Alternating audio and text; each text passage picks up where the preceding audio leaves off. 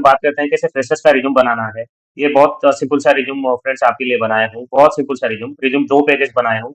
Normally resume 1 page बनाना चाहिए, लेकिन 1 page में क्या आप लेके जाएँगे कोई इंटरव्यू 1 पेज तो अच्छा नहीं दिखता है। नॉर्मली 2 पेजेज़ वो थोड़ा फीलिंग अच्छा रहता है। तो सबसे इम्पोर्टेंट फ्रेंड्स ये रिज्यूम में क्या है तो स्टार्टिंग में शुरू में आपका नाम दीजिए, ईमेल आईडी दीजिए जिसमें से बहुत सारे एचआर आपको ईमेल करते हैं, कंफर्मेशन देते हैं, यू आर शॉर्टलिस्टेड। तीसरा चीज़ क्या है? तीसरा इंपॉर्टेंट चीज़ क्या है? Mobile number.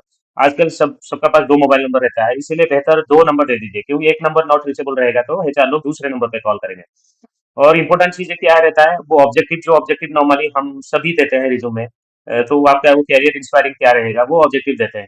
और एकेडमिक समरी आपको ये सिंपल से फॉर्मेट में देना चाहिए। आपका 10th 12th ग्रेजुएशन और किसका पोस्ट ग्रेजुएट हुआ है तो वो पोस्ट ग्रेजुएट डिटेल भी देना है। कौन सा ईयर में होता है वो दीजिए। अक्सर लोग क्या मिस्टेक करते हैं ना ये टेबल दे देते हैं। टेबल में क्या करते हैं कि उनका 10th 12th और ग्रेजुएशन और पोस्ट ग्रेजुएशन दे देते हैं, उसमें परसेंटेज दे देते हैं। ठीक है, आप परसेंटेज दे सकते हैं। आपका थ्रू आउट द करियर 90% रहेगा तो आप परसेंटेज देंगे, वो अच्छा रहेगा। मान लो कोई आपका किसी का कोई 10th या 12th में खराब मार्क्स आ गया ना, तो वो परसेंटेज कम हो जाता है। तो उसकी वजह से यहाँ पे एग्जांपल दीजिए 12th में 58 परसेंटेज, तो खामोखाम वो एचआर जो टेक्निकल मैनेजर रहता है वो आपको क्वेश्चन करता है क्यों आपका 58 परसेंटेज हुआ है। तो आपको फिर कोई भी एक्सक्यूजेस देना पड़ेगा, नहीं मेरा ये पढ़ाई नहीं हुआ था, तबीयत खराब हुआ था, वो वजह से। तो आपको जो पैनल रहता है ना उसको ज्यादा क्वेश्चन पूछने के लिए मत दीजिए, तो आप उनको आपका बाउंड्री में रखिए, आप लिमिटेड, चाहे आपको वो कम क्वेश्चन पूछे।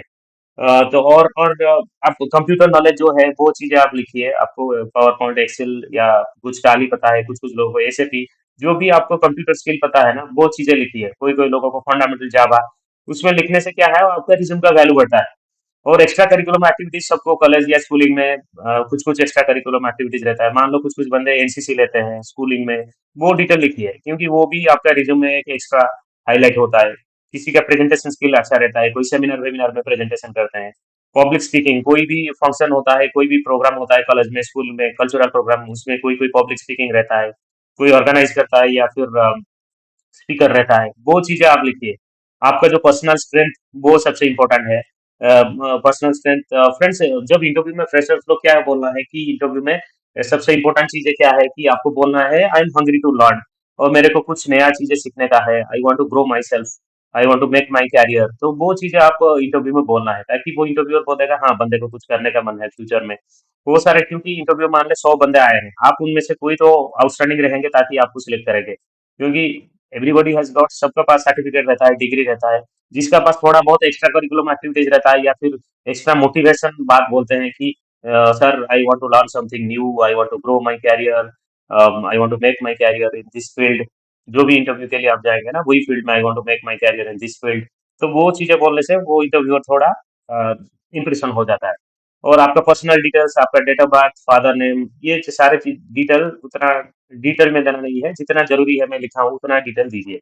और रिज्यूम को बहुत सिंपल बनाइए ताकि, क्योंकि आप रिज्यूम में कुछ ना कुछ डाल रहे रहेंगे। आपका स्ट्रेंथ वीकनेस वो लिखेंगे तो आपको क्वेश्चन पूछेंगे क्यों ये आपका वीकनेस है, क्यों आपका स्ट्रेंथ है।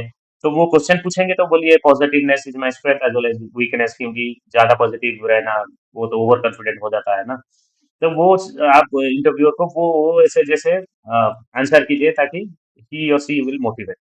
तो दोस्तों मैं आपके लिए और भी बहुत सारा वीडियो लेके आऊंगा कि कैसे एक्सपीरियंस का रिज्यूम बनाना है और रिज्यूम में क्या क्या गलतियां हम करते हैं, वो आपके लिए लेके आऊंगा। तो मेरे चैनल को लाइक कीजिए, सब्सक्राइब कीजिए और शेयर कीजिए, कमेंट में जरूर बताइए ताकि हम कुछ आपके लिए और मोटिवेशन आएगा तो आपके लिए और जबरदस्त वीडियो बनाए। Thank you, thanks for